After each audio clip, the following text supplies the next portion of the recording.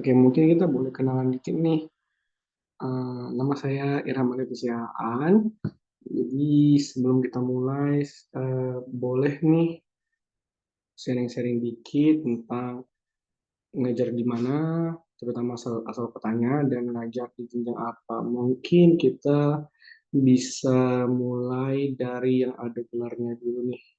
Ada SPD dan SPDI. Mungkin dari Raini Manik. Halo Raini Manik.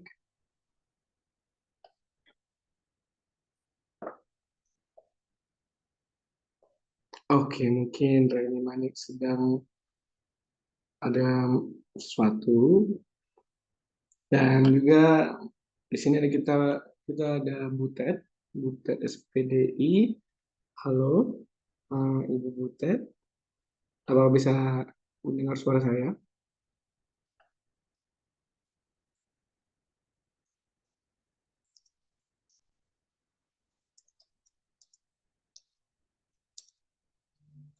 Oke, dan lagi-lagi yang ada gelarnya sedang sibuk juga. Oke, sebentar lagi kita akan memulai sharing session untuk malam ini.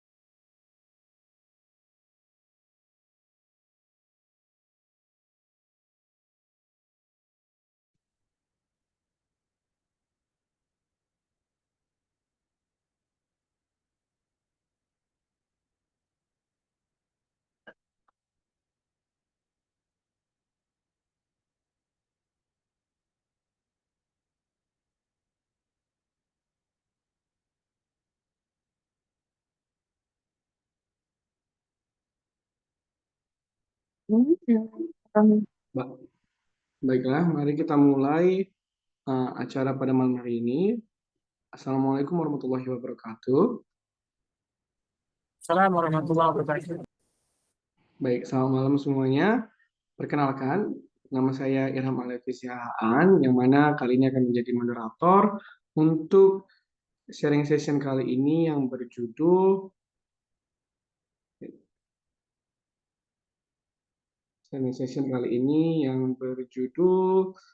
Jadi Guru Zaman Now, Kreatif, Adaptif, dan Kolaboratif. Dan di sini saya adalah guru bahasa Inggris di salah satu institusi swasta, dan pembicara kita juga adalah seorang pelaku akademik yang bernama Abangda Bambang Edi Susilo. Jadi sebelum itu mari ada baiknya saya perkenalkan dulu tentang apa itu PLA. Jadi PLA adalah ruang belajar lintas generasi yang diinisiasi oleh Persatuan Alumni Dinamika atau PADI, yang mana Dinamika sendiri adalah lembaga pers mahasiswa yang ada di UIN Sumatera Utara. Jadi garis besarnya itu adalah PADI itu para alumninya Dinamika. Dan juga program PLA ini hadir sebagai upaya untuk menjaga silaturahmi, mempertemukan alumni dan kru dinamika, serta menciptakan ruang kontribusi dan bermanfaat untuk kebanyakan untuk orang banyak.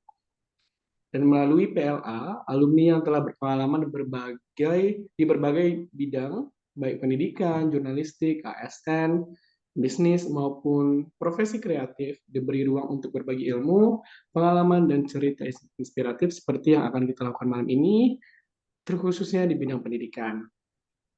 Nah, saya sudah berkenalan nih dengan diri saya, dan saya akan memperkenalkan pemateri kita hari ini, yaitu Abangda Bambang Edi Susilo. Jadi, Abangda Bambang Edi Susilo adalah alumni Dinamika, ada alumni Dinamika yang mana mempunyai riwayat pendidikan. Beliau adalah tamatan dari Man Kisaran dan melanjutkan studi S1 di IAIN Sumatera Utara Medan di program pendidikan guru Madrasah Ibtidaiyah Fakultas Ilmu Tarbiyah dan Keguruan di tahun 2010 hingga tahun 2014. Dan beliau melanjutkan pendidikan masternya di bidang pendidikan dasar, S2 pendidikan dasar, dan dilanjutkan dengan S2 lagi di Universitas Pembangunan Masyarakat Indonesia atau UPMI di bidang Magister Management. Beliau mempunyai pengalaman kerja yang cukup panjang, dimulai dari asisten wakil dekan 1 Fakultas Ilmu Tarbiyah dan Keguruan UINSU di tahun 2014-2015, dan di tahun 2019 sampai sekarang beliau adalah pemilik di Watch Digitech, dan juga beliau adalah bendahara BOS di Min 1 Pakpak Barat. Selanjutnya beliau adalah wakil kepala bidang kesiswaan di Min 1 Pakpak Barat semenjak dari 2024 sampai sekarang, Humas di Min 1 Pakpak Barat dari tahun 2022 sampai sekarang, dan menjadi pejabat pengelola informasi data di Kemenak Pakpak Barat semenjak berlaku di tahun 2024 sampai 2026. Dan dari sini kita bisa tahu bagaimana Abang Bambang Edi Susilo ini, Abang dan Bambang Edi Susilo ini berpengalaman di bidang pendidikan yang akan kita dalami nih ilmunya di malam hari ini. Terutama di kreativitas, adaptivitas, dan kolaborativitas dari para guru zaman now. Oke, jadi baik, ada baiknya kita nih langsung kita sambut nih abang dan pemateri kita, yaitu Abang dan Bambang Edi Susilo. Halo Abang dan Bambang Edi Susilo. Halo Bang Irham. Oke Bang, gimana nih Bang kabarnya? Alhamdulillah sehat. Oke. Jadi mungkin untuk mempersingkat waktu nih, kita bisa secepatnya nih meraup ilmu dan menggali ilmu yang lebih dalam lagi dari Bang Bambang Edi Susilo. Jadi ada beberapa lama nih Bang. Oke, mungkin bisa aja kita mulai dari sekarang. Dipersilakan. Oke, terima kasih Bang Irham. Ya. Bismillahirrahmanirrahim. Assalamualaikum warahmatullahi wabarakatuh. Waalaikumsalam warahmatullahi Waalaikumsalam warahmatullahi wabarakatuh. Waalaikumsalam warahmatullahi wabarakatuh. Oke, suara Bang dengar ya Bang Irham? Oh, dengar Bang, jelas. Baik, terima kasih. Ya, jadi alhamdulillah rabbil alamin. Wassalatu wassalamu ala asyrafil anbiya'i wal mursalin wa ala alihi wa ashabihi ajmain. Ya, pertama sekali mari kita bersyukur kepada Allah karena pada malam hari ini walaupun di Pakpak Barat ya, jadi Abang sekarang di Pakpak Barat dalam keadaan hujan di sini ya dari sore. Jadi memang sinyal agak kurang karena kebetulan Pakpak Barat ini adalah berlokasi di wilayah pegunungan ya. Nah, jadi sekedar informasi untuk teman-teman, Bapak Ibu sekalian. Selanjutnya, salawat dan salam mari sama-sama kita hadiahkan kepada junjungan kita Nabi besar Muhammad Sallallahu Alaihi Wasallam. Mudah-mudahan dengan kita memperbanyak salawatnya, kita menjadi pengikut Nabi Muhammad. Amin, amin ya Rabbal Alamin. Baik, yang saya hormati semua yang hadir pada kegiatan Zoom kita. Jadi Zoom ini adalah salah satu agenda yang dilaksanakan oleh alumni Lembaga Pers Dinamika UIN Sumatera Utara. Jadi ini salah satu programnya adalah berbagi ya. Jadi saya berterima kasih kepada alumni Dinamika, pengurusnya berkesempatan hadir pada kesempatan kali ini.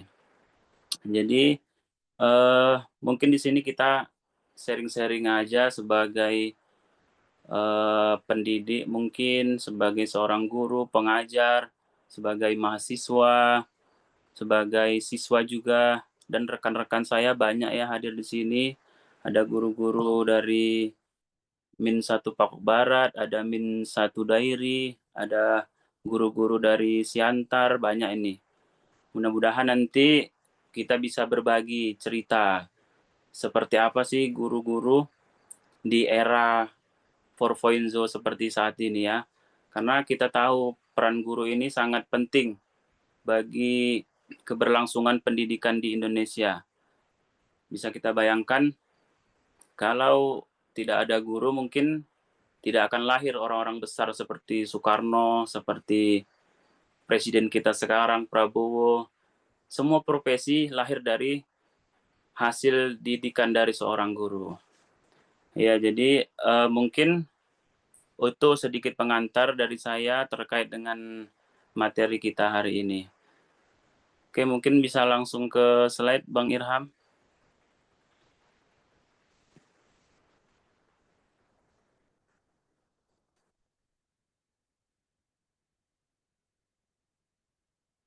Ya, jadi kalau berbicara tentang seorang guru zaman now, tentu banyak tuntutan yang harus kita lakukan sebagai seorang guru.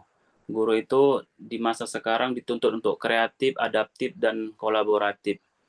Karena kita tahu zaman sekarang untuk mencari informasi itu sangat mudah sekali. Bahkan hanya dengan sebuah handphone saja, siswa kita anggap siswa lah ya, peserta didik, itu bisa mendapatkan materi pelajaran dengan sangat mudah. Gitu. Ketika misalnya sedang ujian, dia gampang sekali untuk mendapatkan jawaban itu. Bisa membuka ChatGPT, bisa membuka Google. Jadi, kalau kita sebagai seorang guru itu tidak pintar-pintar di saat di dalam kelas, kita bisa tertinggal, kita bisa tertindas seperti itu. Jadi dari judul ini mungkin kita bisa banyak mengambil pelajaran lah. Seorang guru itu banyak tuntutannya dan memang harus kita lakukan tuntutan tersebut. Karena saat ini ternyata seorang guru itu tidak hanya untuk menyampaikan ilmu saja, tapi dia juga menjadi seorang teladan bagi peserta didiknya. Teladan di sini maknanya bisa luas ya. Jadi tidak hanya mencontohkan suatu kebaikan, dia juga mencontohkan suatu pembelajaran di dalam kelas. Oke, mungkin selanjutnya, slide selanjutnya.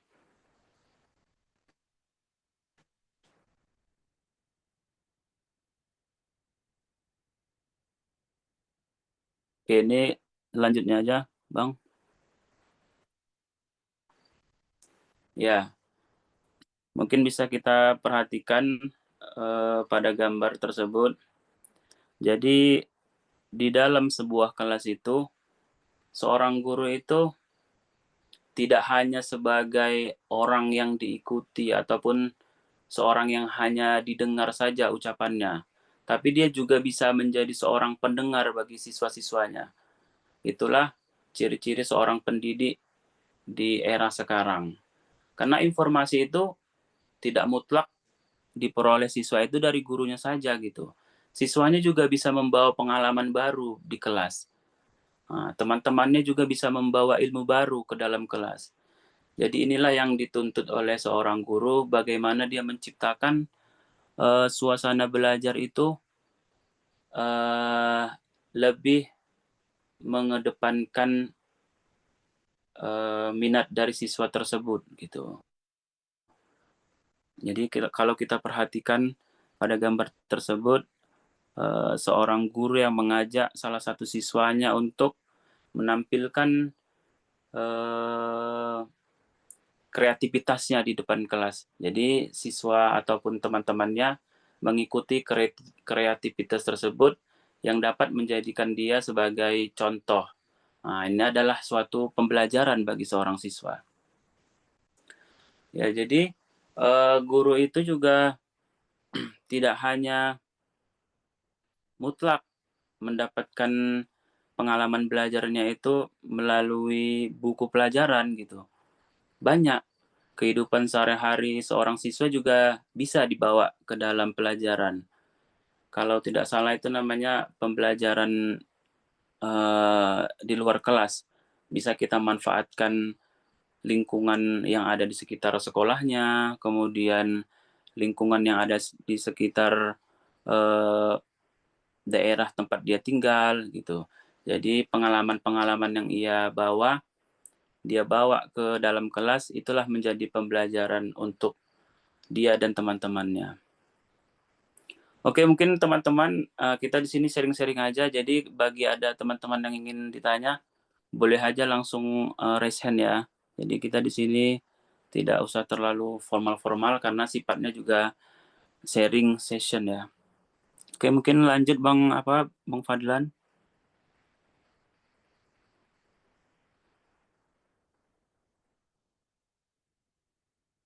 Oke. Kita sama ya untuk kreatif. Tadi kan kreatif, kolaboratif dan apa satu lagi tadi? Bang Irham? Adaptif ya, adaptif. Oke, yang pertama. Jadi seorang guru itu memang harus dituntut untuk kreatif ya. Kreatif di sini dia bisa memberikan variasi ketika memberikan pelajaran di depan kelas gitu. Jadi kita tidak lagi mendengar seorang guru itu hanya mengajar dengan metode ceramah gitu. Itu adalah metode kuno. Anak-anak itu gampang bosan ketika kita menyampaikan materi dengan metode ceramah. Jadi metode ceramah bisa kita berikan sekitar 5 atau 10 menit saja. Selebihnya kita variasikan dengan metode ajar yang sudah sangat banyak yang bisa kita terapkan. Bisa dengan permainan, bisa dengan bermain peran, kemudian bisa dengan ajak memanfaatkan lingkungan di luar kelas gitu. Nah, jadi pembelajaran itu dituntut untuk kreatif sehingga anak didik itu tidak cepat bosan gitu. Nah, itu yang pertama. Selanjutnya memanfaatkan teknologi. Ya, jadi sudah tidak bisa kita hindari lagi di era sekarang ini seorang guru memang wajib hukumnya ya untuk memanfaatkan teknologi. Jadi nggak sunnah lagi tapi wajib. Kenapa? Jadi seperti saya lah seorang guru PNS.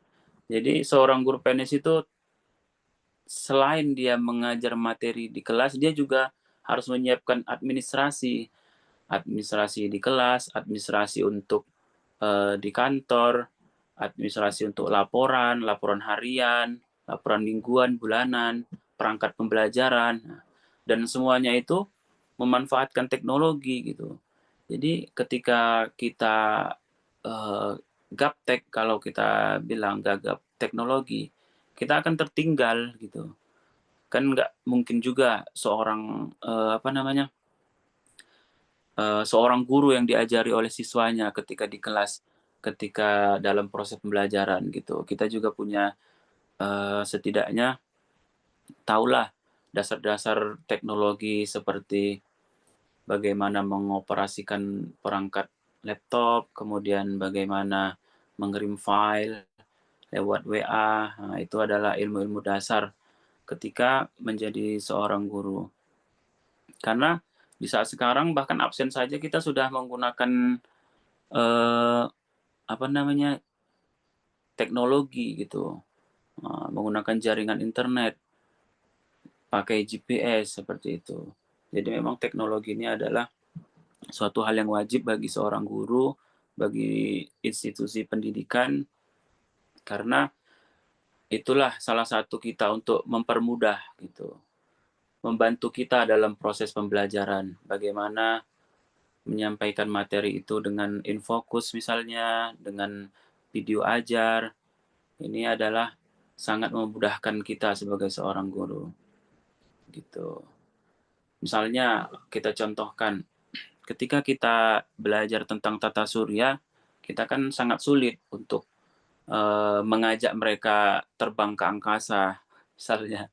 untuk melihat gravitasi bumi ataupun rotasi bumi. Itu kan sangat sulit kita untuk melihatnya. Tapi dengan adanya video gitu, kita tembakkan ke dalam infocus, itu bisa anak-anak lihat secara nyata gitu melalui video tersebut.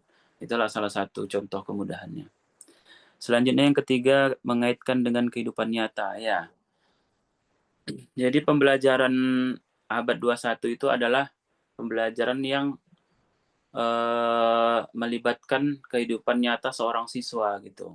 Sehingga pembelajaran itu menjadi bermakna dan dapat dirasakan oleh anak didik kita sepanjang hayat. Nah, contohnya, ketika seorang anak itu belajar tentang disiplin dan tanggung jawab gitu. Kita kaitkan dengan kehidupan dia sehari-hari.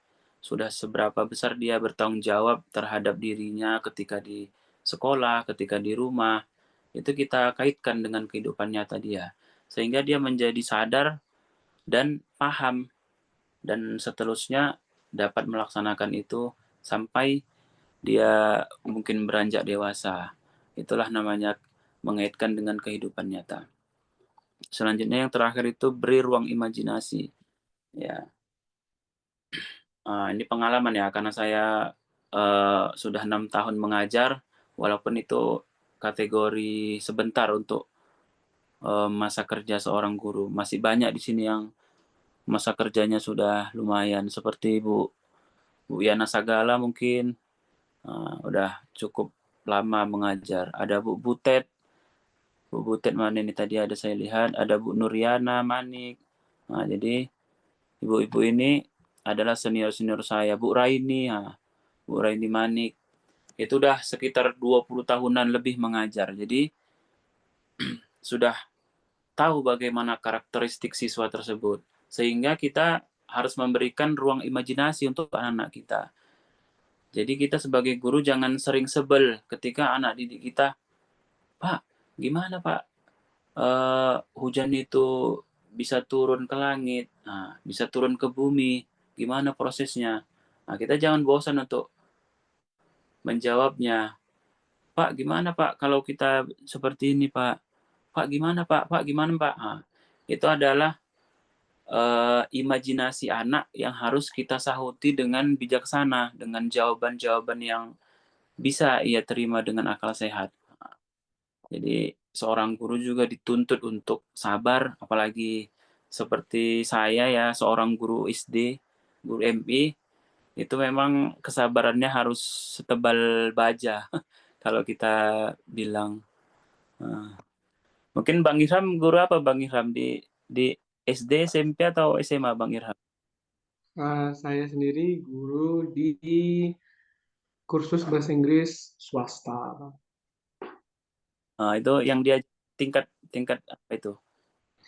Saya Tingkat ngajar menengah dari atau saya mengajar dari anak umur 3 tahun sampai umur 19 tahun. Gitu. beragam ya berarti Bang Irham ya? Iya. Oke, mantap. Berarti memahami gimana perkembangan anak didiknya dari setiap jenjang usia. Jadi itu juga harus diperhatikan seorang pendidik ataupun seorang guru, karena masing-masing perkembangan usia itu kita harus memilih metode apa yang cocok untuk dia gitu.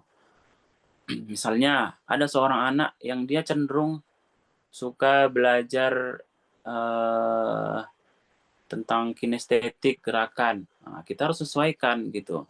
Dia nggak mau itu disuruh untuk menulis, dia nggak mau itu disuruh untuk membaca. Pokoknya tapi coba praktekkan bagaimana cara joget tabola bale. Nah, dia mungkin paham seperti itu. Jadi kita harus sesuaikan juga dengan karakteristik anak didik. Oke, mungkin boleh lanjut lagi Bang Irham, Bang Fadlan.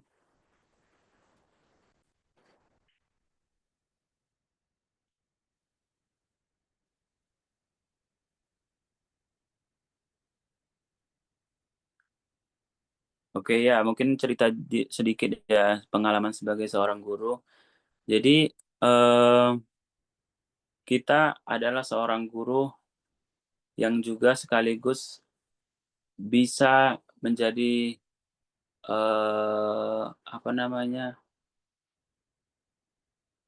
berprofesi sebagai perawat mungkin, kemudian sebagai guru BK mungkin, sebagai dokter mungkin. Karena guru ini adalah profesi yang kompleks gitu. Misalnya lagi main-main anak didik kita, terjatuh dianya, luka kakinya. Nah, pada saat itu seorang guru bertindak sebagai perawat di situ, sebagai dokter, di mana dia membantu anak didiknya itu untuk mengobati luka-lukanya. Guru SD juga ya, guru SD. Ketika ada anak didik yang bermasalah, contohnya dianya sering tidak mengerjakan PR, sering tidak mengerjakan tugas yang diberikan oleh gurunya. Di situ dia juga berlaku menjadi seorang guru BK gitu. Nah, disitulah peran seorang guru bisa multi talents. Nah, saya juga selama di Min 1 Pak Barat juga seorang humas madrasah yang tugasnya itu adalah membuat sebuah berita gitu. Jadi sudah 3 tahun ini saya humas menulis berita terkait dengan kegiatan-kegiatan yang ada di Min 1 Pak Barat. Jadi kalau teman-teman pernah lihat ada postingan ataupun ada status-status WA yang saya kirim yang berteman ya, itu ada berita dari Min 1 Pak Barat itu diterbitkan di portal Kemenak Sumut ya. Nah, mungkin nanti bisa ditampilkan kalau memang waktunya cukup. Selain itu, pengalaman sebagai seorang guru, saya juga pernah menjadi bendahara gitu, bendahara madrasah. Jadi memang guru ini tidak hanya melulu di dalam kelas gitu, kita juga bisa mengerjakan tupoksi-tupoksi lain yang memang cocok untuk diri kita gitu. Jadi humas juga jalan-jalan juga gitu, nggak hanya di dalam kelas. Ketika misalnya kepala sekolah sedang berhalangan untuk menghadiri rapat misalnya, ya saya juga sering ditugaskan menghadiri rapat koordinasi misalnya, atau menghadiri musrembang di kantor camat misalnya, menghadiri rapat bulanan di kantor puskesmas misalnya. Jadi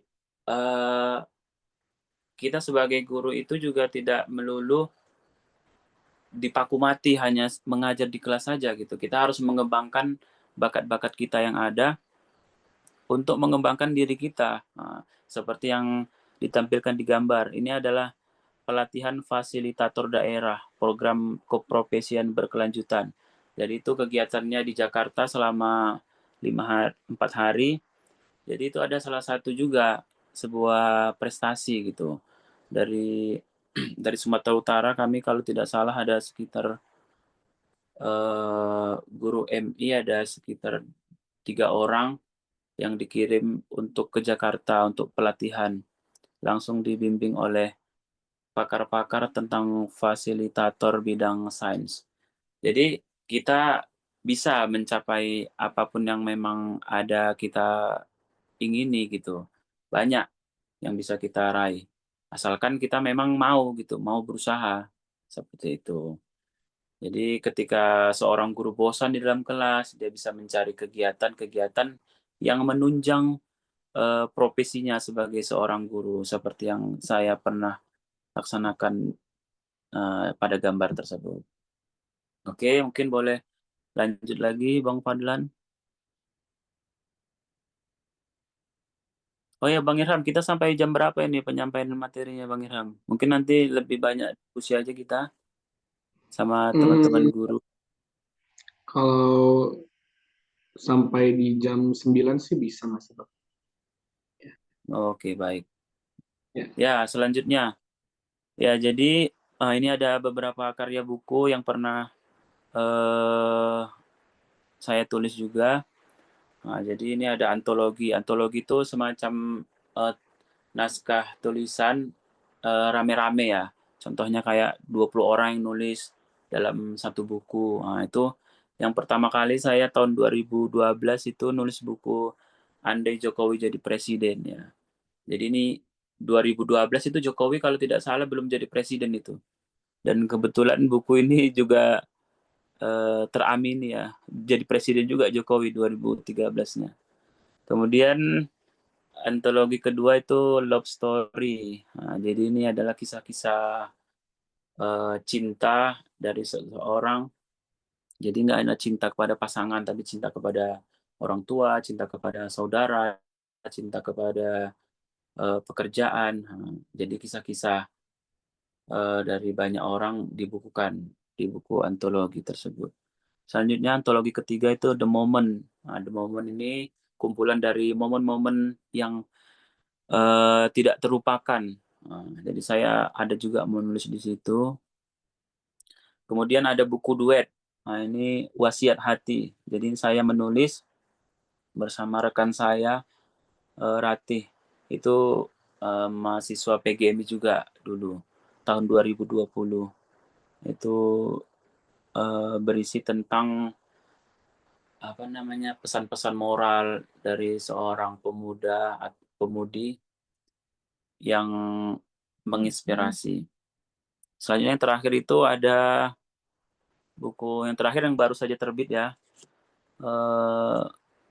Saya tidak lihat nih judulnya.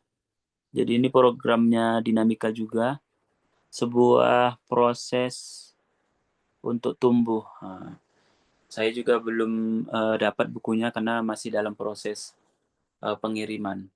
Oke ya, jadi kita seorang guru itu juga sebaiknya memang harus bisa menulis gitu.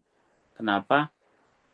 Karena banyak sebenarnya pengalaman-pengalaman yang kita jumpai di dalam kelas itu bisa kita abadikan dalam sebuah cerita, kumpulan-kumpulan cerita, dan pada akhirnya bisa kita buat menjadi sebuah buku. Karena kalau kita lihat sekarang untuk naik pangkat, contohnya seperti seorang guru PNS ya. Jadi untuk naik pangkat itu tulisan-tulisan ataupun karya-karya seperti PTK ataupun jurnal itu sangat diperlukan ketika kita ingin naik pangkat. Misalnya contohnya kayak saya sendiri sekarang golongan 3B gitu. Untuk naik golongan ke 3C itu dibutuhkan angka kredit yang lumayan tinggi. Jadi membutuhkan karya tulis, membutuhkan jurnal, membutuhkan buku. Jadi itu adalah salah satu cara kita untuk mempermudah karir kita menjadi seorang guru tersebut. Nah, jadi untuk guru-guru di sini yang hadir mungkin bisa kita nanti sama-sama sharing bagaimana kita bisa membuat sebuah karya yang itu bisa dinikmati oleh banyak orang, bisa dinikmati oleh siswa kita, dinikmati oleh rekan-rekan kerja kita gitu. Yang tujuannya untuk menginspirasi banyak orang.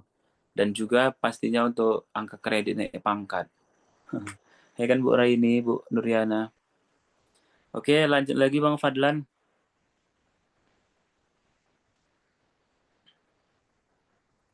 Oke, kita masuk yang kedua ya, adaptif.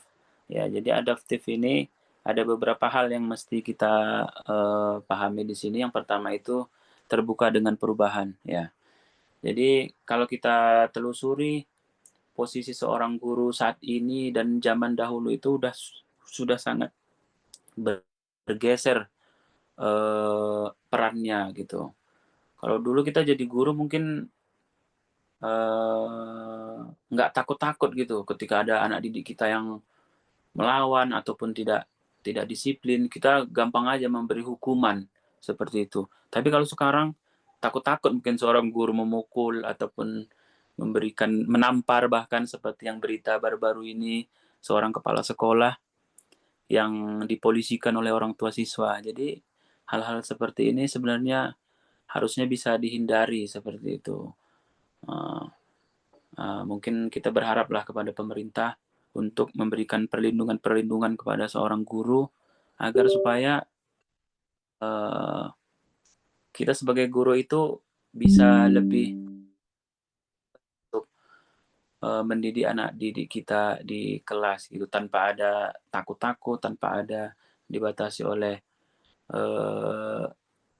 orang tua yang tidak sepaham lah gitu dengan niat dari seorang guru tersebut. Kemudian yang kedua itu kenali gaya belajar siswa. Ya mungkin tadi sudah saya jelaskan juga, kita memang harus paham betul gimana karakter siswa kita, sehingga kita bisa mencari strategi mana yang cocok untuk anak didik tersebut gitu. Memang tugas guru ini sangat capek gitu, sangat banyak. Kita dituntut untuk belajar lagi. Di tengah-tengah kita harus membelajarkan siswa kita. Itulah tugas berat seorang guru saat ini. Tapi yakin dan percayalah, satu huruf yang kita ajarkan merupakan bernilai satu kebaikan yang itu mungkin nanti bisa menjadi penolong kita di hari kemudian kelak. Amin amin ya rabbal alamin ya Bang Irham, mudah-mudahan. Selanjutnya fleksibel dalam mengajar ya. Fleksibel ini maksudnya adalah kita tidak monoton. Nah, kita bisa mengubah cara kita mengajar siswa kepada anak didik kita yang beraneka ragam gitu.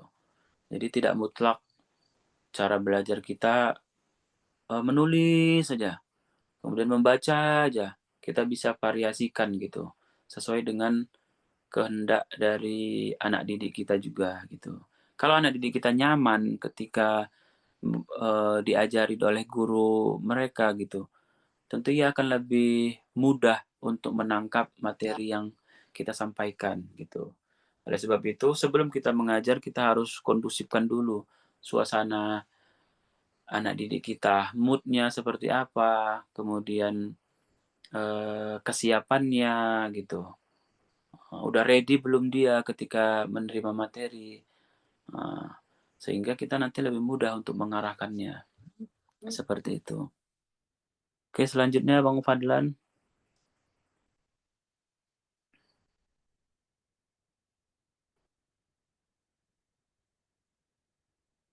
Oke ya, ini ada satu gambar ya.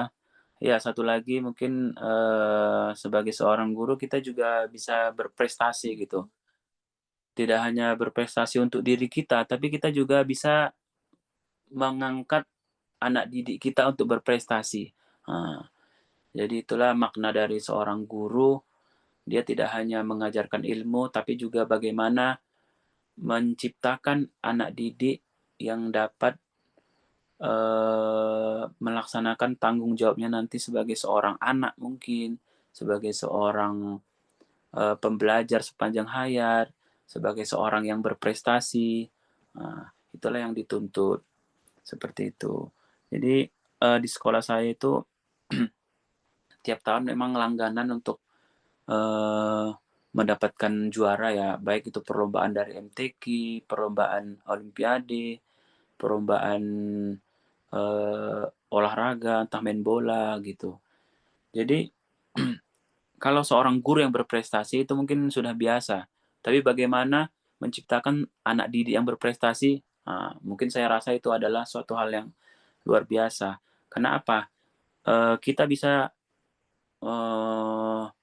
menciptakan anak didik untuk menjadi seseorang yang bisa juara di kelasnya, juara di kabupatennya, juara di provinsinya. Itu adalah hal yang sangat sulit untuk dilakukan. Nah, itu membutuhkan waktu, membutuhkan tenaga, membutuhkan bimbingan yang waktunya tidak sebentar. Nah, jadi itulah harapannya kepada guru-guru saat ini. Kita boleh mengejar prestasi untuk diri kita sendiri, tapi kita jangan lupa juga untuk menciptakan anak didik kita yang berprestasi. Seperti itu. Oke, selanjutnya mungkin Bang Fadlan.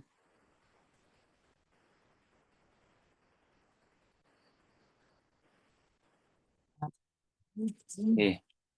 Ini ada sebuah kalimat ya, kita tidak bisa berjalan sendiri untuk mencapai mimpi besar. Kita butuh kolaborasi dengan rekan. Ya.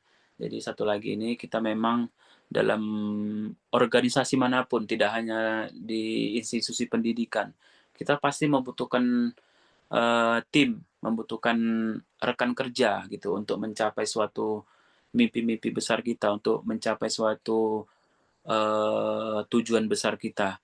Oleh sebab itu kita membutuhkan kerjasama dan kita membagi tugas dan juga memiliki strategi. Jadi itulah yang harus kita buat untuk mendapatkan apa yang memang menjadi tujuan kita. Oke, selanjutnya Bang Fadlan.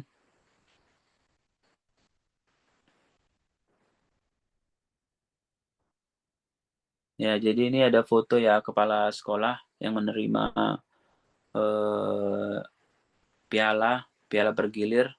Jadi Min 1 Papua Barat itu pernah menjuarai juara umum untuk tingkat kabupaten pada kegiatan ajang prestasi. Jadi ini adalah ajang tahunan yang dilaksanakan di kabupaten di Kementerian Agama Kabupaten Papua Barat.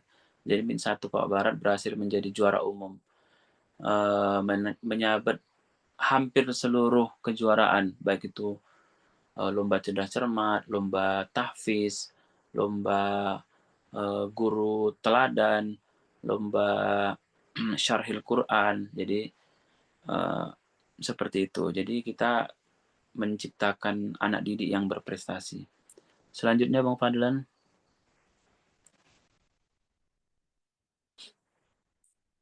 Oke, Tut Wuri Handayani. Jadi ini adalah semboyan yang digaungkan oleh Ki Hajar Dewantara.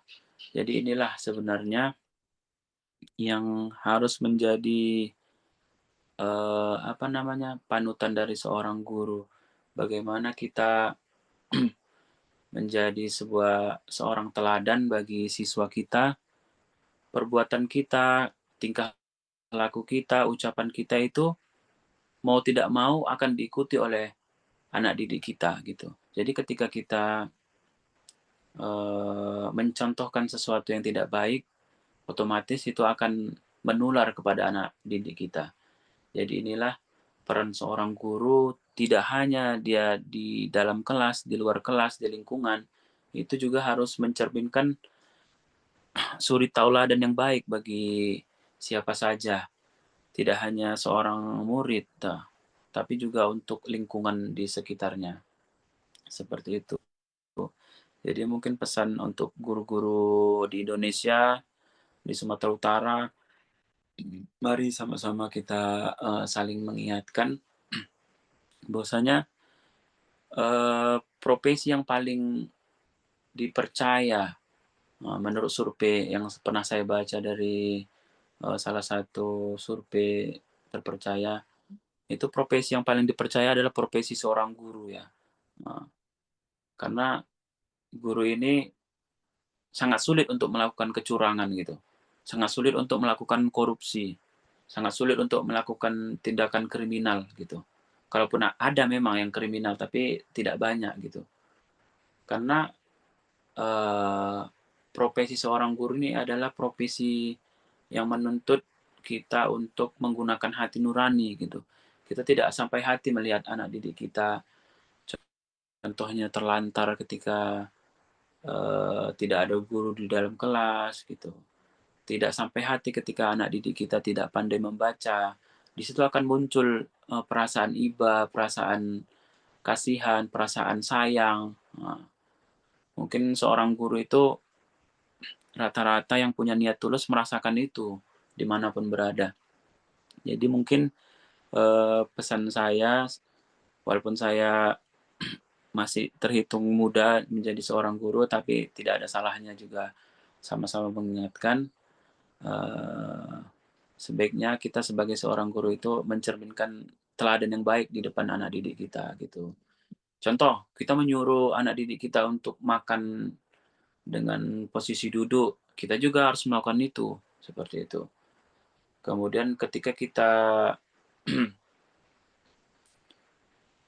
berbicara itu dengan nada tinggi, ya anak didik kita juga akan meniru.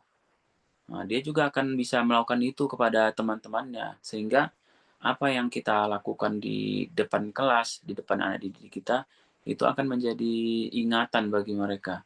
Nah, jadi hati-hati kepada seorang guru untuk mari sama-sama menjaga tingkah laku kita di depan anak didik kita. Karena itu adalah cerminan dari diri kita untuk anak didik kita nantinya. Oke, selanjutnya Bang Fadlan. Oke, baik. Ya, jadi mungkin itu penyampaian saya. Eh, jadi kesimpulannya adalah kita sebagai seorang guru itu memang dituntut untuk kreatif, dituntut untuk saling bekerja sama gitu. Kita tidak bisa sendirian untuk menciptakan anak didik kita yang memiliki sikap yang baik, kepintaran yang bisa diandalkan. Kita butuh bekerja sama, kita butuh bergandengan tangan antara sesama guru, kepala sekolah, orang tua, masyarakat. Nah, jadi memang harus sama-sama kita untuk menciptakan pendidikan yang berkualitas di tempat dimanapun kita mengajar. Ya mungkin di sini dulu penyampaian saya, Bang Irham. Mungkin ada sesi tanya jawab, nanti bisa sama kita sharing. Kita kembalikan ke Bang Irham. Terima kasih. Baik, terima kasih Bang Bang Abang da Bambang Bambang. Jadi untuk ini ada tanya jawab nih Bang, dari ada pertanyaan nih dari yang namanya Fitri. Jadi pertanyaannya saya bacakan ya Bang ya. Di era kini, guru diminta untuk menjadi teman bagi peserta didiknya, memberi pembelajaran yang menggembirakan, namun beberapa kejadian banyak anak yang meresponnya dengan kurang tepat. Misalnya, menganggap kedekatan siswa dan guru itu menjadi ajak untuk bersikap kurang beretika. Bagaimana cara kita mengatasi hal tersebut sebagai guru? Gitu. Oke, baik. Terima kasih Bang Irham. Langsung dijawab nih Bang Irham ya. Boleh, Bang? Nanti saya juga bakal nambahin kalau apa. Oke, siap. Ya, jadi memang di era saat ini seorang guru itu memang sejatinya bisa jadi partner untuk peserta didiknya. Bisa menjadi mungkin kita tahu juga eh, guru membatasi seperti apa gitu. Ada privasi yang memang seorang siswa itu tidak bisa masuk ke dalam sana, privasi. Kalau dalam hal bercanda misalnya, itu bisa kita skip di situ gitu, langsung kita cut. Untuk bercanda, seorang guru itu juga adalah untuk menjaga marwah juga gitu. Jadi harus kita sampaikan. Contohnya, kita masuk di kelas perdana nih, harus kita berikan aturan kontrak. Ya mungkin kontrak kontrak kuliah ya. Nah, itu harus kita di apa dulu pembatas gitu. Saya di sini sebagai guru kalian gitu. Kita punya aturan, saya seorang guru dan anak didik ini sebagai peserta didiknya. Kita boleh saling bercanda tahu, tapi ada batasannya seperti itu untuk sama-sama saling menghormati. Mungkin itu sih Bang Irham. Mungkin bolehlah Bang Irham tambahin juga pengalamannya sebagai guru. Uh, iya Bang, terima kasih. Jadi nambahin aja nih ya, Bang Bambang dan teman-teman. Nah, jadi saya pernah udah kerja di dua tempat nih, di bidang yang sama, pendidikan bahasa Inggris. Satu, masalah privasi guru dan murid masih belum terlalu dikuatkan. Yang satu lagi yang baru ini, untuk privasi murid dan guru itu sangat amat ditekankan gitu. Jadi ada batasan-batasan yang memang dampaknya itu sangat amat baik gitu untuk etika murid ke guru gitu. Pertama, tadi kayak ini bilang Bang Bambang itu sangat amat efektif tuh yang memberikan peraturan di awal dan memberikan batasan. Dan juga kalau bisa nih jangan ada kontak sosial media nih sama murid gitu. Kadang murid ini ngelihat kehidupan pribadi kita, dikiranya mereka kita tuh orang yang santai-santai aja gitu. Karena kan kita kan sebagai guru, apalagi guru muda nih ya, kadang kan mau ya happy-happy versi kita nih gitu. Tapi murid ngelihat jadi dikira kita tuh guru yang nih guru yang bukan gimana-gimana banget nih gitu kan. Jadi dari situ tuh kita bisa batasi kontak sosial media ke murid. Nah, eh, terus kita harus pasang mindset murid tetap murid. Murid tuh nggak akan pernah jadi teman gitu. Jadi kalau murid jadi teman ya gimana kita ke teman kan? Gitu. Jadi banyak batasan-batasan yang bakal kita lepas kalau kita punya hubungan yang namanya teman. Gitu. Jadi ya gitu deh. Guru dan murid harus tetap guru dan murid gitu. selama menjadi guru dan murid ya. Tapi kalau udah selesai, udah sama-sama besar, itu ya bisa berubah gimana takdir Tuhan. Gitu. Dan juga, iya gitu sih Bang. Oke, ini ada pertanyaan lagi nih sepertinya Bang. Saya bacakan lagi nih. Ada dua pertanyaan dari Hans Evander Pistar, Perlindungan Hutahian. Oh, wow. Yang pertama nih, kayak kita satu-satu dulu nih Bang, gitu. Saya bacain dua-dua, nanti jawabnya satu-satu. Yang pertama, bagaimana tanggapan Abang mengenai pemberian hukuman kepada siswa-siswi yang tak dapat diarahkan atau ya melawan di zaman 4.0 ini? Mengingat bahwasanya anak-anak Gen Z tidak seperti kita-kita yang dulu nih, Gen milenial dan Gen Y. Padahal saya Gen Z juga, saya dulu kena rotan juga sih. Kedua, menurut Abang, bolehkah seorang guru menjadi mentor bagi mereka yang butuh bimbingan lebih lanjut terkait kemajuan kompetensi siswa dan siswi di sekolah? Jadi yang pertama dulu nih Bang, tentang pemberian hukuman tanggapan Abang nih, gitu. Jadi tanggapan Abang ya, pemberian hukuman kepada siswa-siswi yang sangat amat bandel gitu. Terkhususnya Oke, baik. Terima siswa-siswi kasih. zaman sekarang ya Bang ya. Oke, baik ya. Bagaimana mengenai pemberian hukuman kepada siswa yang tak dapat diarahkan dengan baik? Oke. Ya, jadi memang untuk saat ini pemberian hukuman itu memang untuk seorang guru tidak dibenarkan untuk hukuman fisik untuk saat ini. Itu ada undang-undangnya. Mungkin kita bisa memilih hukuman yang mendidik ya. Contohnya ketika dia memang tidak mengerjakan tanggung jawabnya, contohnya kayak piket kebersihan gitu. Mungkin kita bisa tambahi piket kebersihannya di hari yang lainnya, seperti itu. Sekali misalnya. Tapi kalau diulangi lagi, tidak melaksanakan lagi, kita cari hukuman lain yang agak lebih mendidik lagi. Contohnya menambah PR-nya gitu. Tapi toh tetap dilanggar lagi. Kita kasih lagi hukuman yang mendidik lagi, contoh kayak membersihkan kamar mandi. Nah, jika memang masih tetap juga dilanggarnya, mungkin bisa kita ajak ngobrol dulu gitu.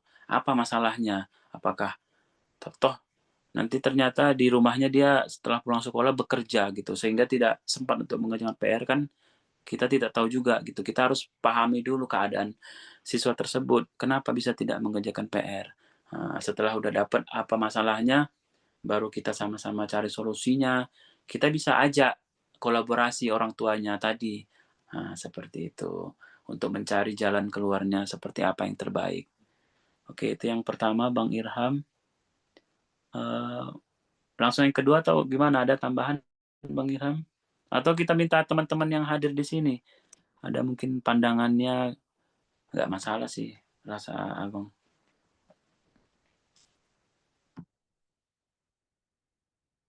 Masih apa mute Bang Irham? Sorry. Terima kasih Bang.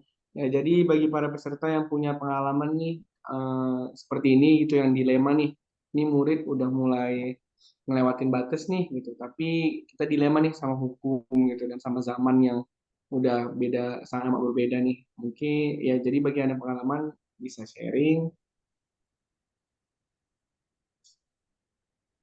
Oh ya, satu lagi Bang Irham ya, yang nomor 2 ya Oh pertanyaannya. iya, Menurut Abang, bolehkah seorang guru menjadi mentor bagi mereka yang butuh bimbingan lebih lanjut terkait kemajuan kompetensi? Ya, ya itu sangat dibolehkan ya gitu.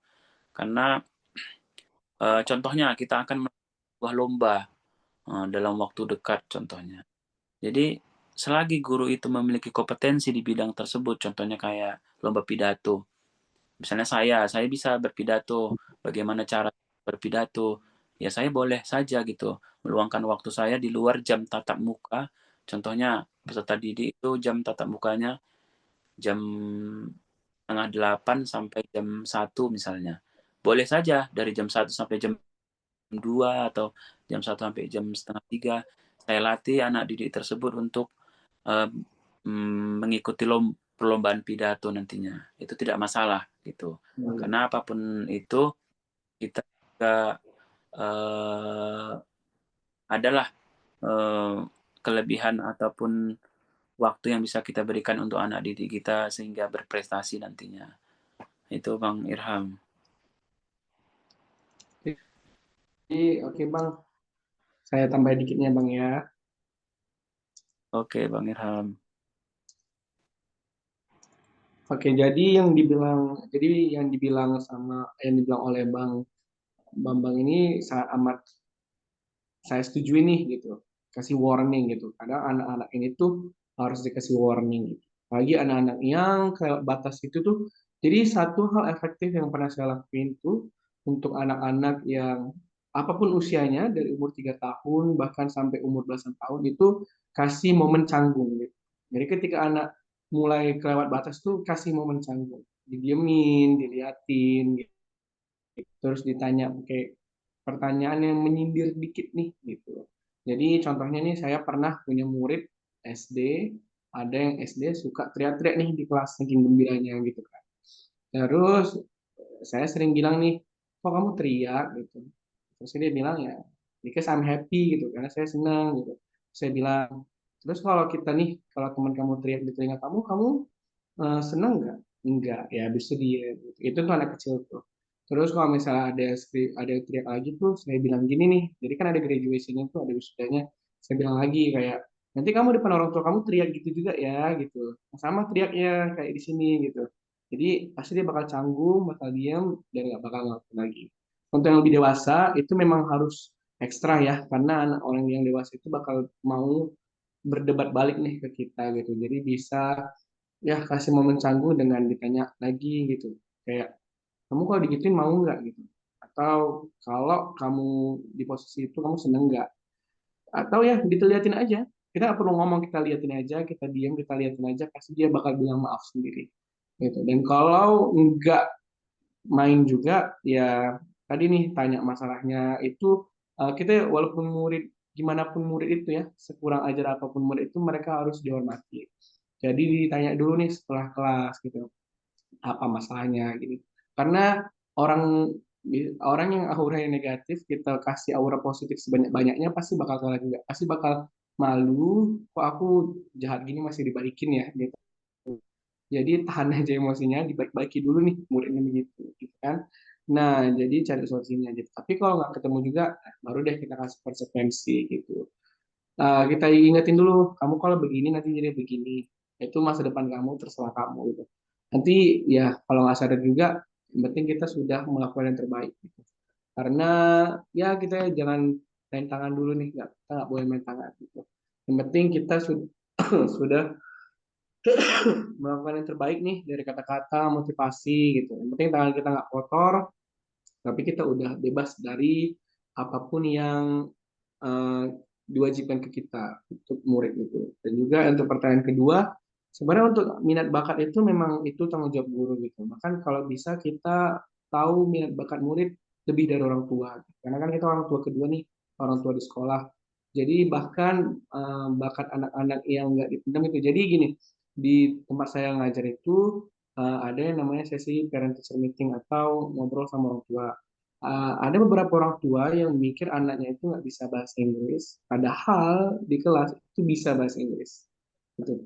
Banyak anak-anak, banyak orang tua yang nggak tahu anaknya bisa ini, tapi gurunya tahu. Gitu.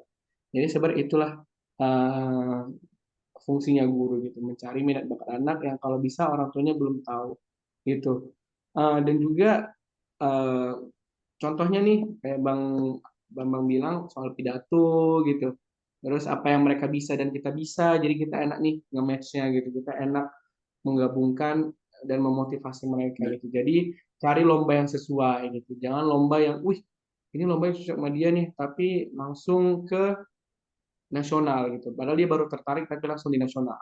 Terus dia kalah, terus dia jadi merasa kecil gitu. Jadi lombanya itu dicari dulu yang sesuai gitu. Kadang anak-anak ini tuh minatnya tinggi, tapi sebenarnya maaf kata mereka belum terlalu mahir di bidang itu. Jadi kita kasih skala kecil dulu untuk tahu gimana rasanya lomba itu, gimana rasanya menyalurkan bakat dan minat dia dulu. Gitu. Jadi setelah itu kita tahu responnya, setelah itu kita tahu reaksi dari mental dia, dari pikiran dia, dan dari semangatnya. Dan dari situ kita bisa uh, naik satu tingkat sedikit, sedikit, sedikit, sedikit. Jadi jangan langsung plok, oh ini gengsinya tinggi, maksudnya lomba nasional, baik bakal berpengaruh di dia, di kita sebagai guru mentornya, terus di sekolah gitu. Jadi ya kita harus tahu minat minat bakat dan minat dan bakat murid, kita harus support dan kita cari lomba atau hal apa ya saluran yang sesuai untuk uh, bakat minat dan bakat dia agar semuanya terjaga mental, semangat dan juga motivasi gitu. Jadi ada pertanyaan lagi nih Bang dari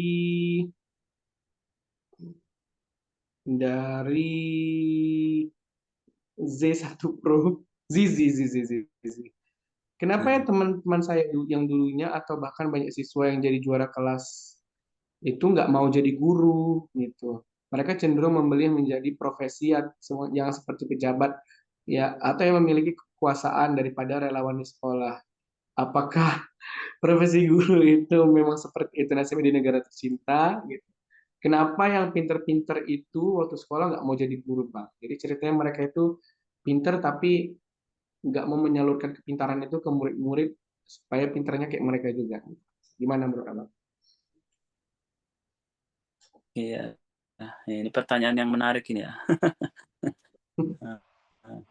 Jadi memang saat ini profesi seorang guru itu kalau kita lihat adalah pilihan terakhir seperti itu.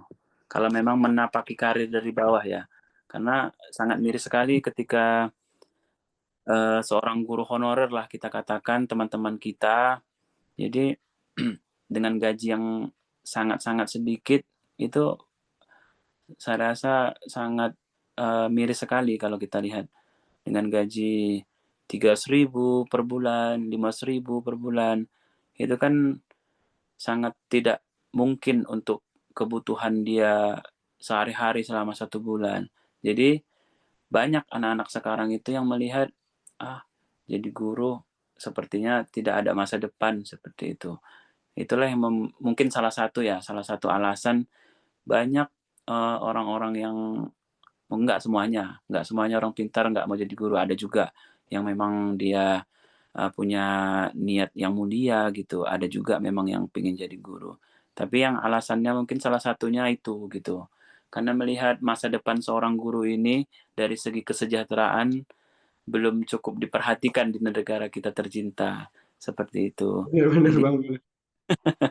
jadi mungkin inilah apa namanya PR pemerintah kita, bagaimana caranya supaya bisa mensejahterakan guru-guru di Indonesia. Tidak hanya guru-guru yang PNS saja, tapi guru-guru yang honorer juga, guru MDA, guru pesantren, guru nah itu yang perlu mendapat banyak perhatian. Seperti itu. Kita juga ada sih memang programnya program profesi pendidikan guru. Jadi setelah dia lulus PPG. dia PPG. Nah, jadi itu ada insentif 2 juta per bulan setelah lulus nantinya. Itulah mungkin salah satu memang solusi dari pemerintah, tapi kan tidak mengcover semua guru yang ada saat ini gitu. Benar. Sangat sedikit. Bisa kita lihat setiap tahunnya berapa. Ya mungkin itulah PR Bang Irham nanti ketika jadi pejabat ya kan. Atau mudah-mudahan kalau ada rezeki bisa menyuarakan ke pusat sana Amin, untuk Bang. guru belum mendapatkan honor yang itu mungkin Bang Irham. Oke, Bahannya jadi mungkin Bang Irham. izin nambahin nih Bang gitu.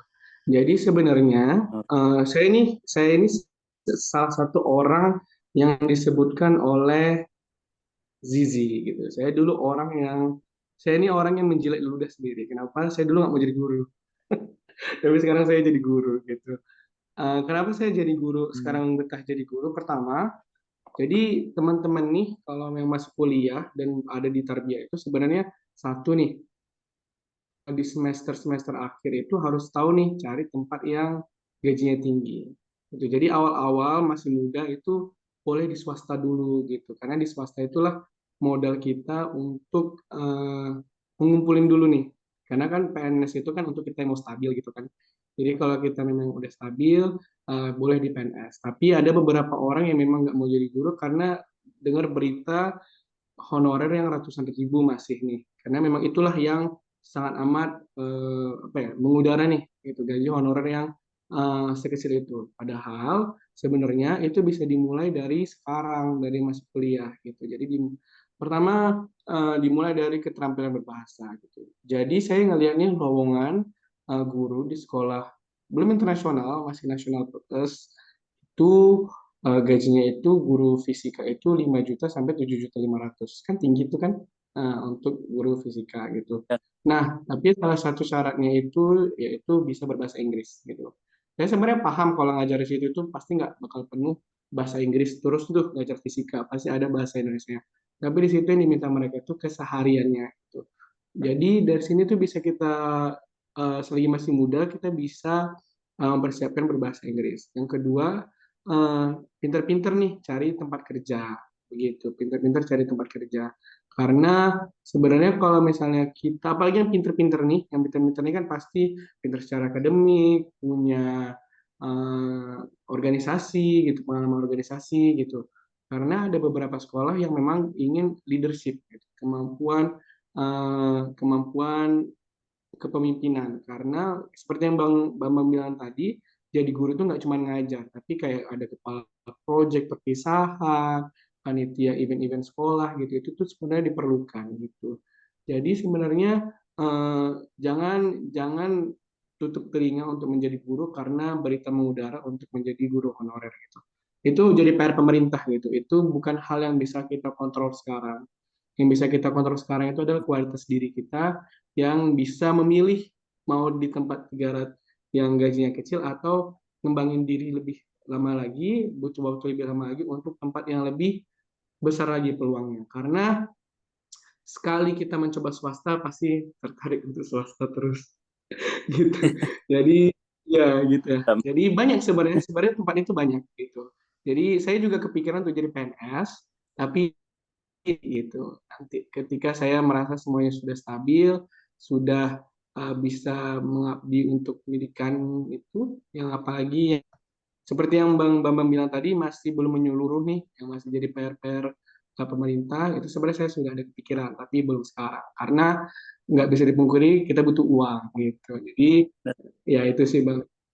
Pinter-pinter cari kerja dan pinter-pinter ngembangin diri, terutama di bidang bahasa Inggris. Itu sangat amat membantu. Gitu. Nggak bisa dipungkiri, secinta apapun kita sama bahasa Indonesia, bahasa Inggris itu sangat amat diperlukan. Dan ini ada yang terakhir nih, Bang. Mungkin ini menanggapi tentang memperingati, mengingatkan anak murid gitu.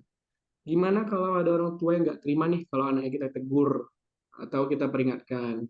Karena dianggap memojokkan dan membuli murid. Gitu. Oh, ini kasusnya tadi nih, Bang, merokok. Gitu. Iya, jadi Memang, gimana tanggapan apa?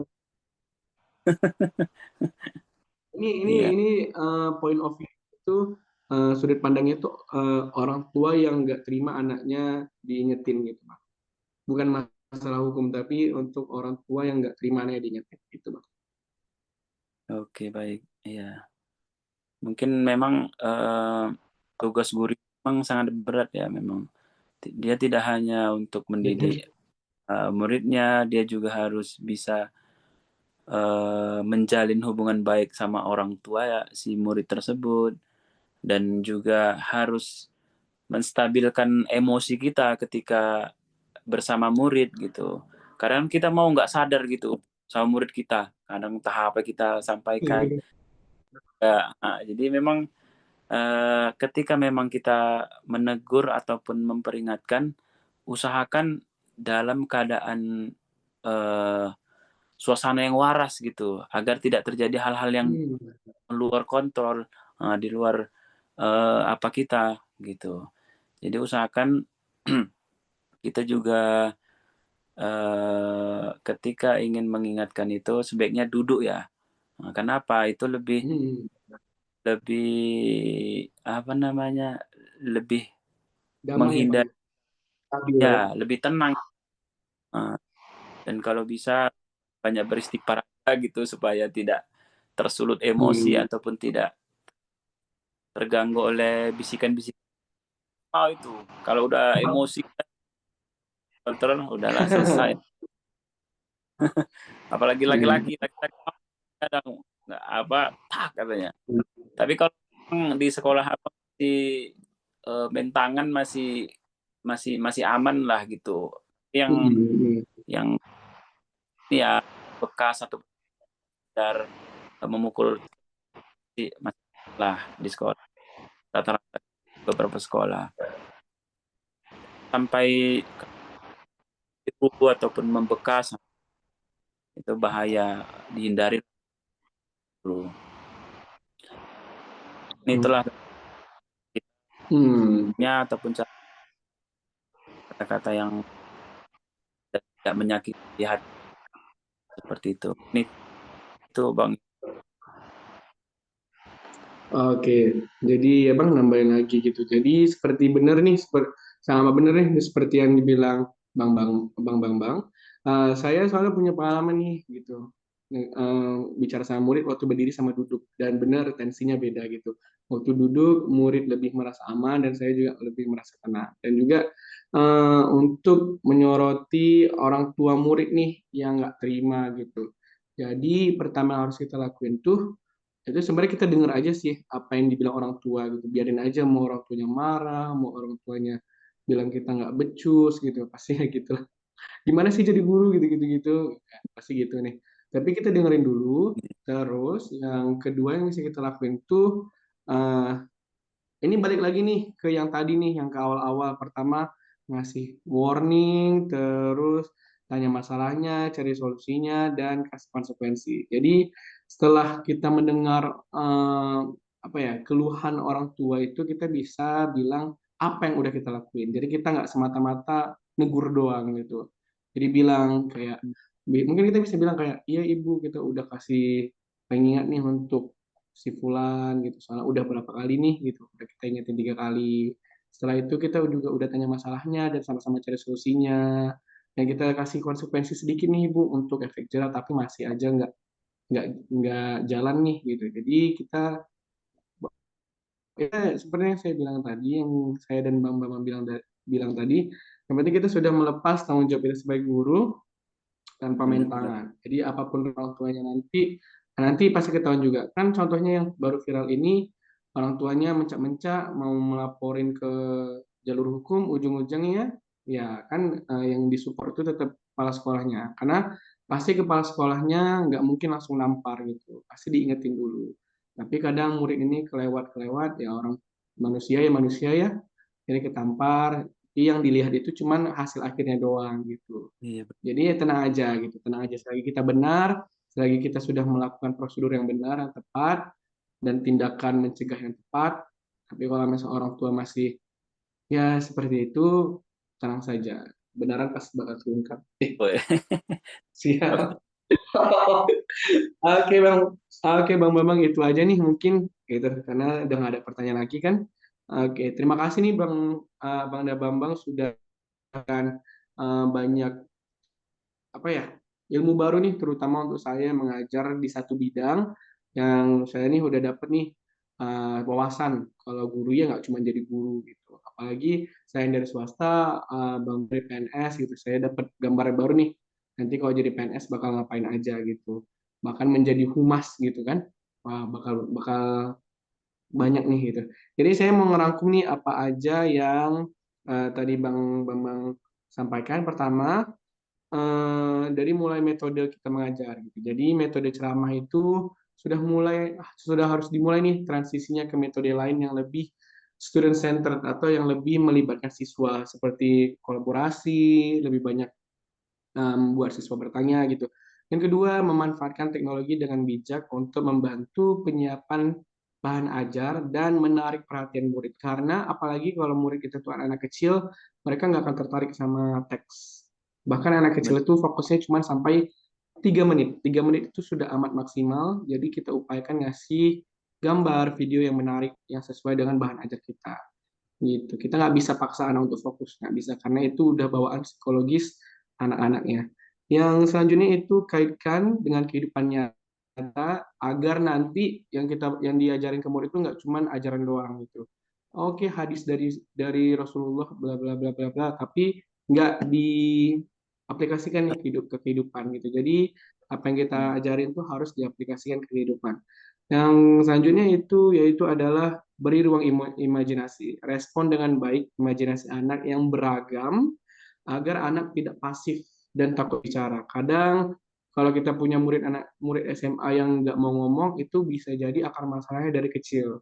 Jadi waktu kecil itu sering dibungkam, jadi sering nggak dikasih ruang untuk berimajinasi dan berbicara. Dan yang terakhir itu yaitu no, belum. Yang dua terakhir itu ada sesuaikan metode dengan karakter anak. Jadi karakter anak ini banyak banget. Bahkan anak berkebutuhan khusus tingkat rendah itu masih ada di sekolah negeri. Jadi contohnya saya punya murid yang autisme, tapi bukan autisme yang akut gitu. Jadi ada yang autisme, ada yang ADHD gitu. Jadi nggak kelihatan, tapi setelah kita dalami lebih baik kelihatan, dan saya tuh bakal mengkhususkan metode untuk mereka gitu. Yang terakhir adalah menjadi contoh. Jangan minta murid melakukan sesuatu yang belum kita contoh gitu. Jadi kita nggak ngomong-ngomong doang, tapi nggak nyampain, itu sangat amat tidak diharuskan untuk guru gitu. Jadi itu aja nih rangkuman dari apa yang uh, hal baik, hal-hal apa ya, hal-hal yang berwawasan yang disampaikan oleh Bang Bambang. Selanjutnya kita ada closing statement nih dari Bang Bambang untuk menutup uh, apa ya, saripati ilmu yang diberikan Bambang. Oke, baik Bang Irham, terima kasih. Mungkin terakhir ya, untuk kita semuanya yang berhadir di sini, jangan pernah menyesal menjadi seorang guru, karena guru itu adalah salah satu profesi yang bisa kita bawa sampai di hari kemudian kelak gitu. Apa yang kita ajarkan satu huruf pun itu bisa bernilai kebaikan, bisa bernilai ibadah gitu. Jadi selagi profesi itu eh, baik gitu, selagi ada hasilnya, bisa kita manfaatkan, bisa kita nikmati, yakinlah dan percayalah semuanya itu akan datang untuk kita kembali. Kebaikan itu akan menyertai kita juga. Ya itu aja Bang Irham, terima kasih. Assalamualaikum warahmatullahi wabarakatuh. Oke, terima kasih. Bener nih, jangan pernah menyesal jadi guru. Jadi guru itu enak kok, sangat amat enak. Oke, selanjutnya adalah penyerahan penghargaan. Oke, jadi silahkan Bang Fadlan.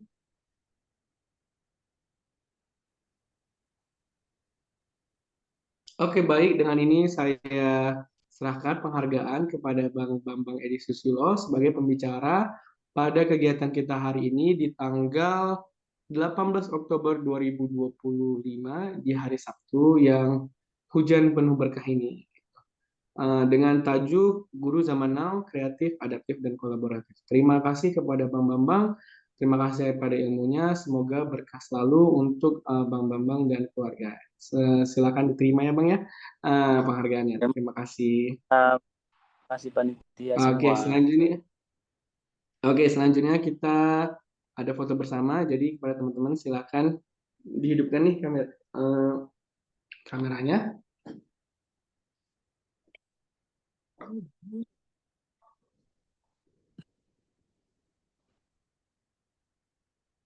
Hai Aulia.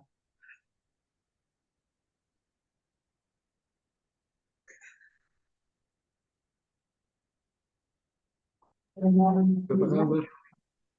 Oke, kita ambil bersama, ada satu slide saja.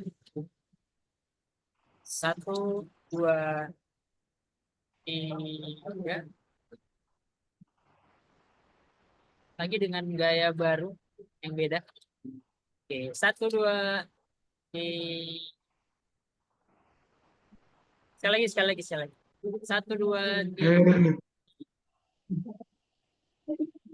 Oke, makasih. Oke, terima kasih kepada teman-teman yang sudah terlibat di acara malam hari ini, yaitu terutama kepada Abang dan Bambang Edi Susilo, Ahmad Fadlan, dan Aulia. Dan selanjutnya kepada teman-teman yang sudah menghadiri malam hari ini. Sangat senang nih rasanya bisa memberikan apa yang kita tahu untuk teman-teman yang sudah menjadi guru ataupun yang ingin menjadi guru tapi masih bimbang nih, apalagi mendengar guru honorer yang gajinya uh, belum diapresiasi secara cukup gitu. Jadi itu saja. Semoga dengan acara kali ini tidak menurunkan motivasi untuk menjadi guru, bahkan malah meningkatkan motivasi menjadi guru.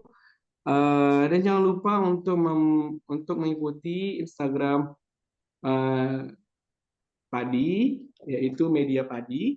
Terus kemudian Instagram Abanda Bambang. Oke, mungkin Abanda Bambang bisa nanti ketik nih di chat nama Instagramnya dan Instagram saya ilhamaliafi.s. Gitu. Oke, oke Bang, silakan diketik nih Instagram Abanda Bambang Edi Susilo. Mana tahu nih ada teman-teman yang mau jadi PNS, kiat-kiat menjadi PNS oleh Bang Bambang. Oke, terima kasih semuanya. Eh, Terima kasih sekali lagi sudah menemani malam minggu kami dengan malam minggu yang penuh berkah dan ilmu ini. Oke, itu saja. Sampai berjumpa di kegiatan sharing session di oleh Media Padi di bidang-bidang yang lain, bidang-bidang menarik yang lainnya. Mungkin kalian teman-teman belum tahu dan bahkan pengen tahu. Ya, itu saja. Terima kasih. Selamat sampai malam. Sampai jumpa lagi. Assalamualaikum warahmatullahi wabarakatuh. Waalaikumsalam warahmatullahi wabarakatuh. Oh, mungkin Bang Padran bisa dijelaskan gimana cara klaim sertifikat bagi teman-teman yang ada di sini mungkin. Karena masih ada yang bingung Bang kayak. Fadlan dijelaskan.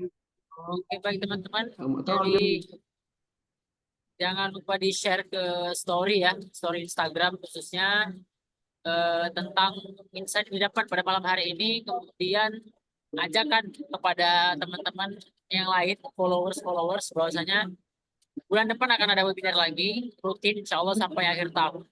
Jadi jangan lupa join dan jangan lupa tag IG Bang Bambang dan Bang Irham sudah ada di grup ya. Nanti akan repost oleh admin, kemudian nanti akan klaim sertifikat bernama yang otomatis akan dikirim oleh admin. Terima kasih. Oke, terima kasih Bang Padlan. Oke. Oke, terima kasih semuanya. Sampai jumpa lagi. Terima kasih Kak Aulia. Sampai jumpa kembali. Assalamualaikum. Terima kasih Kak Aulia, Kak Ahmad Fadlan, Kak Aulia, Kak Ahmad Fadlan, Kak Aulia, Kak Ahmad Fadlan, Masya Allah, tabarakallah. Kak Aulia, Pak Udah Ahmad lama nggak coba Bang Fadlan. Irham ya? Iya sibuk soalnya nih. Iya, keenakan jadi guru sih. Jadi sibuk kita.